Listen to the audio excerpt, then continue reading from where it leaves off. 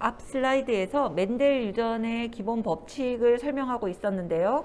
이번에는 그 이후에 우열의 관계와 분리의 법칙 이후의 내용들 함께 보도록 하겠습니다. 자, 멘델은 지금 선생님이 사진을 가지고 왔는데요. 이게 이제 황색 완두, 이게 녹색 완두입니다. 그래서 황색 완두와 녹색 완두 순정을 교배했을 때 모두 황색 완두가 나온다. 그래서 황색이 우성이다. 이런 얘기를 했었거든요. 그래서 황색과 녹색 사이에 대립 형질이 있는데요. 근데 이제 아래 사진을 한번 봐주시면 위에 것과 아래 완두 뭐 같은 데서 나온 사진이 아니라서 크기는 좀 다른데 색깔은 모두 황색입니다. 그런데 황색인데에 비해서 얘와 이렇게 색깔만을 놓고 본다면 이쪽은 황색이고 이쪽은 녹색이죠. 그런데 모양을 놓고 본다면 위쪽은 둥근 모양이고 아래쪽은 주름진 모양이죠.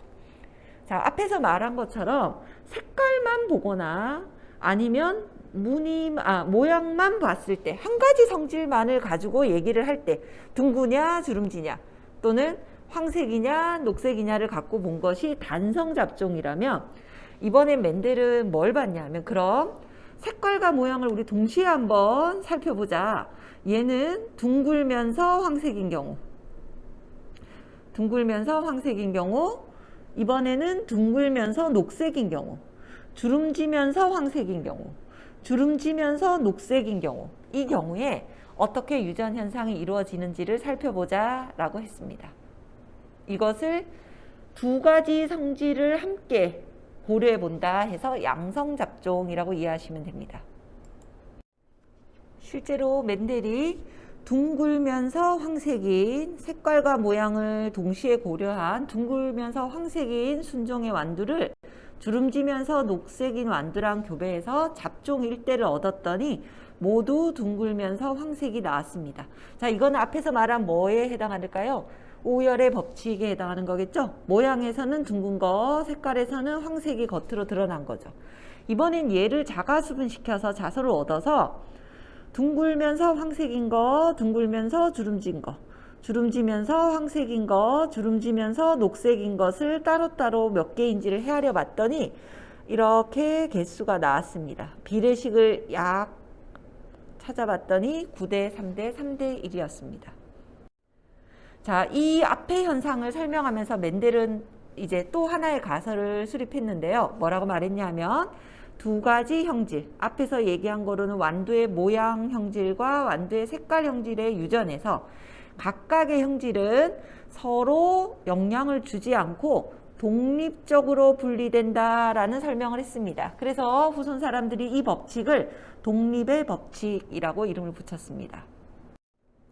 자, 그러면 이것을 어떻게 한번 해석해 볼 수 있냐면요.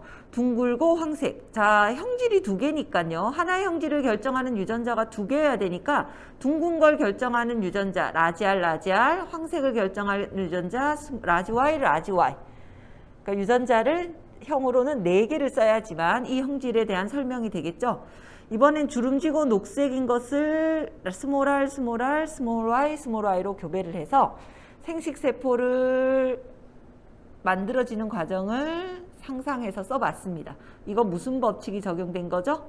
하나의 형질을 결정하는 대립 유전자가 생식세포를 만들 때 분리되어 들어간다. 분리의 법칙인 거죠.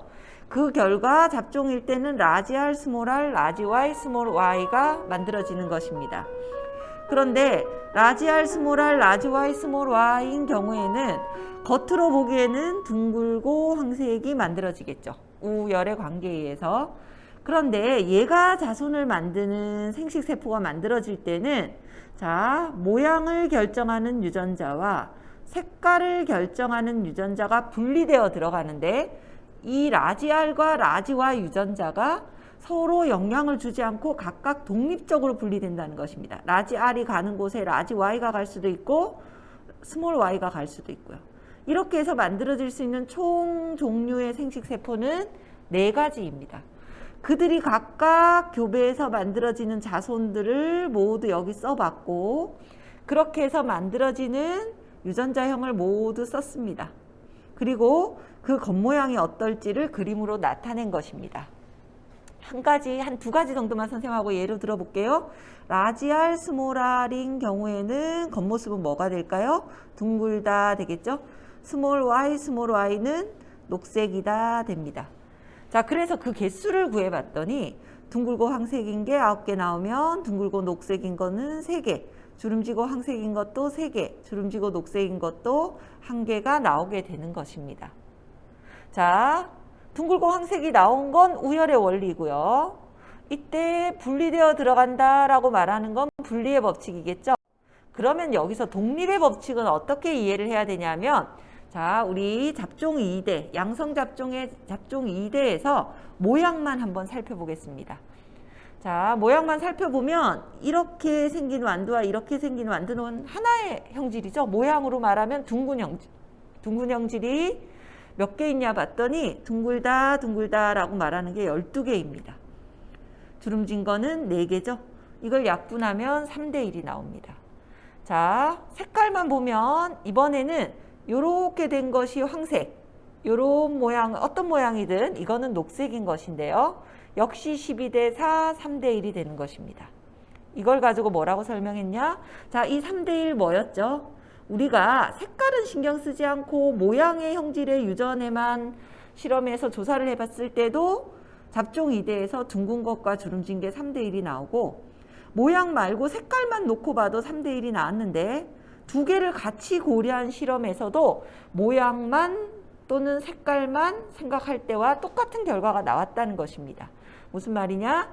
두 쌍 이상의 대립 형질이 동시에 유전되더라도 각각의 형질을 결정하는 유전자는 서로 영향을 끼치지 않고 독립적으로 유전된다라는 말입니다. 이것을 독립의 법칙이라고 불렀습니다. 지금까지 멘델이 설명했던 가설, 멘델이 그 가설을 수립하기 위해 했던 실험, 그 결과 후세 사람들이 붙였던 멘델의 법칙들에 대해서 얘기를 했습니다.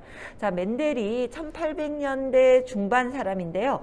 그 이후에 1800년대 후반 그리고 1900년대 초반에 오면서 많은 이후의 연구를 통해서 지금의 유전학의 기반들이 다 마련됐는데요. 이 멘델의 유전이 틀렸다라는 말보다는 멘델이 발견해 놓은 법칙을 같은 원리를 적용하면서 확장시킬 수 있는 예시들이 몇 가지 있습니다. 지금 그중 일부만을 소개해 보도록 하겠습니다. 자, 먼저 복습 의미에서 멘델은 우성과 열성을 얘기했었죠. 뭐냐면 순종의 대립 형질을 가진 개체를 교배했을 때 잡종 1대에서 우성 형질만 나타난다라고 했습니다. 그래서 실제로 둥근 완두와 주름진 완두를 교배하면 잡종 1대에서는 주름진 완두는 사라지고 둥근 완두가 겉으로 드러난다는 것이었는데요. 앞에서 얘기한 완두와는 조금 다른 실험 결과가 그 이후에 나왔습니다. 자, 분꽃이라 그래서 이렇게 요 안쪽에 까만색 씨가 달리는 식물인데요. 분꽃을 이용해서 멘델이 했던 실험과 비슷한 실험을 한 사람이 있습니다. 붉은색 분꽃과 흰색 분꽃을 교배해서 자손을 얻어봤습니다. 그런데 분홍 분꽃이 나온 것입니다. 자, 무엇이 이상한지 한번 말해 보십시오. 자, 무엇이 이상하죠?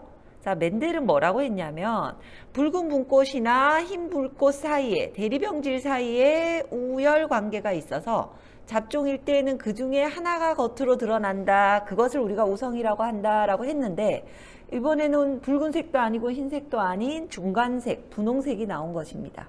그래서 이걸 확인하기 위해서 자가수분을 시켜서 봤더니 이번엔 다시 붉은 분꽃이 나타나고 분홍 분꽃이 2개, 또 부모 세대, 바로 윗 부모 세대에는 없던 흰색 분꽃이 나타난 것입니다. 이 분꽃의 실험 결과를 어떻게 이해할 수 있냐면요. 분꽃의 꽃색이라는 형질의 유전인 경우에는 두 대립 유전자, 붉은색을 결정하는 유전자와 흰색을 결정하는 유전자 사이에 어느 것이 우성이고 어느 것이 열성이다라고 말할 수 없는 우열의 관계가 불완전할 때 자손에서는 그 두 형질의 중간 형질이 나타난다라는 뜻으로 해석할 수 있습니다. 그래서 이러한 현상을 이후에는 중간 유전이라고 불렀습니다. 멘델은 완두에서 완벽하게 우열 관계가 명확한 것을 갖고 이론을 수립하고 설명했는데 그 이후에 생물이 가지고 있는 형질 중에서는 항상 우열 관계가 확실하지 않고 우열 관계가 불완전한 것도 있고 그 경우에를 중간 유전이라는 것으로 부르게 되었습니다. 멘델 유전에서 그럼 다 틀렸느냐? 분리의 법칙은 적용되는 걸 볼 수 있죠. 예를 들어서 붉은색 분꽃을 결정하는 유전자 레드와 화이트에서 따와서 왜 여기선 다 대문자로 썼냐 하면 어느 게 우고 어느 게 열인지를 모르니까 각각을 그냥 대문자로 써준 것입니다. 이 경우에 자손을 만드는 생식세포에서 라지 R 유전자를 가져갈 수도 있고 라지 W를 가져갈 수도 있다. 자손을 만드는 생식세포를 만들 때 대립 유전자는 분리된다라는 분리의 법칙은 그대로 적용되고 있는 것입니다. 하나, 우열의 원리, 우열의 관계만 멘델이 설명하지 못했던 내용이다 라고 이해하시면 되겠습니다. 자, 멘델 유전을 확장해서 해석해야 되는 것 중에 하나가 또 양성잡종 교배 실험과 관련이 있습니다. 간단히 복습해 보면 독립의 법칙이 뭐였냐면 모양만 놓고 보면 3대1, 색깔만 놓고 봐도 3대1인데 둘을 같이 놓고 교배 실험을 실시하더라도 9대 3대 3대 1에서 3대 1, 모양만 보면 이렇게 3대 1, 색깔만 보면 이렇게 3대 1, 즉 자손이 만들어질 때 두 가지 대립 형질이 동시에 유전되더라도 서로 영향을 미치지 않는다라는 게 독립의 법칙이었습니다. 그런데 실제로 이후에 초파리를 이용한 실험이라든지 여러 유전 연구를 통해서 독립적으로 유전되지 않는 형질들도 있더라라는 게 밝혀졌습니다. 무슨 말이냐면 이 왼쪽 그림을 한번 봐주십시오. 여기 보면 라지 A와 스몰 a, 첫 번째 형질을 결정하는 유전자는 요 염색체 상동 염색체에 있고 라지 B와 스몰 b 두 번째 형질을 결정하는 유전자가 또 다른 상동 염색체 쌍에 있을 때는 라지 A와 스몰 a가 분리되는 거와 라지 B와 스몰 b가 분리되는 것이 독립적이다 라고 말할 수 있는데 실제로 우리 사람만 하더라도 염색체는 23쌍인데 대립 유전자 쌍은 훨씬 많죠. 그 말은 무슨 말이냐면 하나의 염색체에 유전자가 하나씩 있지 않다 보니까 같은 염색체 위에 예를 들면 눈의 색깔을 결정하는 유전자랑 혈액형을 결정하는 유전자가 같이 들어있다면 하나의 염색체가 분리되어 들어갈 때 이 유전자가 가는 곳에 이 유전자는 갈 수 없고 이 유전자만 간다.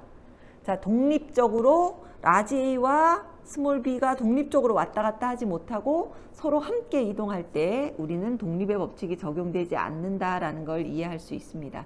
어려운 말로 연관되어 있다라고 말합니다. 자, 무슨 말이냐면 예를 들어서 사람에게는 총 상염색체 23쌍 그리고 성염색체 1쌍 해서 23쌍의 염색체가 있는데요. 그 중에 가장 큰 1번 염색체의 경우에 대표적으로 RH 혈액형을 결정하는 유전자가 이쯤에 있다면 1번 염색체 상에 이자에게 들어있는 아밀레이스를 만드는 유전자가 중간쯤에 있다고 합니다. 그러면 RH 혈액형을 결정하는 이 유전자가 갈 때 그러면 이자에게 아밀레이스의 특징을 결정하는 이 유전자도 함께 가게 된다는 것입니다. 그래서 동일한 염색체 상에 연관되어 있는 유전자들은 멘델이 생각했던 것만큼 완벽하게 독립적이지 않고 서로 연관되어 이동한다라는 말입니다.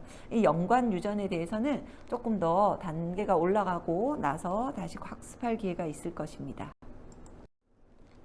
멘델이 주장했던, 멘델이 가설로 설명했던 유전 인자의 행동을 그림으로 나타낸 것입니다. 자, 왜 하나의 형질을 결정하는 유전자를 라지 A라고 두 개 썼느냐? 대립 유전자, 대립 두 가지가 있다고 얘기를 했고요.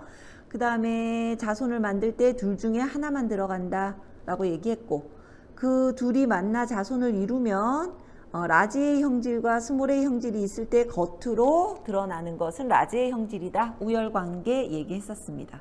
그런데 멘델이 발표하고 멘델이 죽고 난 다음에 한 4, 50년이 지난 다음에 서턴이라는 사람이 현미경을 이용해서 실제로 세포가 분열하는 동안에 염색체가 어떻게 움직이는지를 관찰을 해서 그림으로 그렸습니다. 그것이 바로 오른쪽의 그림입니다. 함께 볼까요? 하나의 형질을 모양과 크기가 같은 상동 염색체가 생식세포를 만드는 과정에서 분리되고 다시 수정되는 과정에서 합쳐지는 모습을 실제 현미경상에서 관찰을 한 것입니다. 자, 이것이 바로 모세포가 감수분열을 해서 생식세포를 만들고 수정해서 수정란을 만드는 과정이다 라고 이해를 할 수 있겠죠. 그럼 왼쪽에 보는 멘델의 유전인자의 행동과 오른쪽에 보는 서턴의 염색체의 행동은 사실 굉장히 관련이 있다고 할 수 있겠죠. 자, 어떻게 설명할 수 있을까요? 멘델은 뭐라고 했냐면 한 개체 내에서 하나의 형질을 결정하는 유전인자가 쌍으로 존재한다라고 얘기했죠. 그런데 서턴을 보더라도 하나의 체세포에는 상동 염색체가 쌍으로 들어 있습니다. 실제로.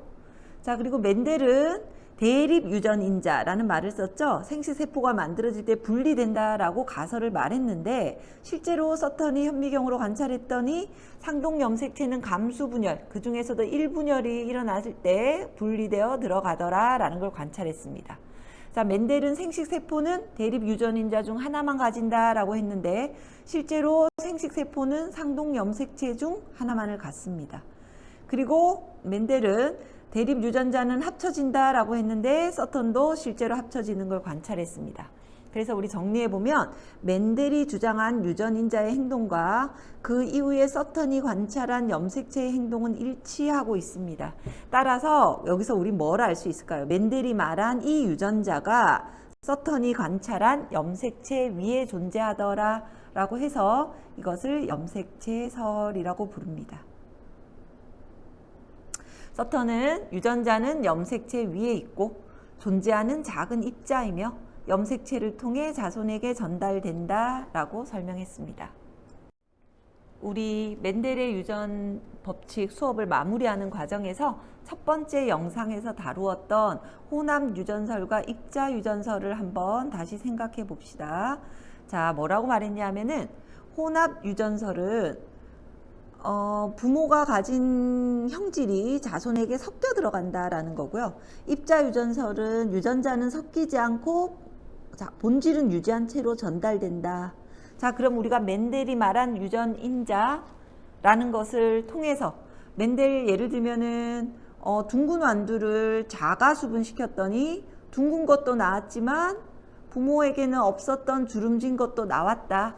이 말은 혼합 유전설이 아니라 입자 유전설로 숨어 있었던 주름진 형질을 결정하는 유전자가 자가수분 시킬 때 다시 본래의 성질을 유지하면서 나타날 수 있다는 것입니다. 그래서 요즘 이제 혼합 유전설 이야기하는 사람은 없고요. 멘델의 그 이론은 입자 유전설이 옳다는 것을 증명했다라고 할 수 있습니다. 이것으로서 멘델의 유전 법칙 아주 중학교 수준에서 다룰 수 있는 내용 수업 마치겠습니다. 수고하셨습니다.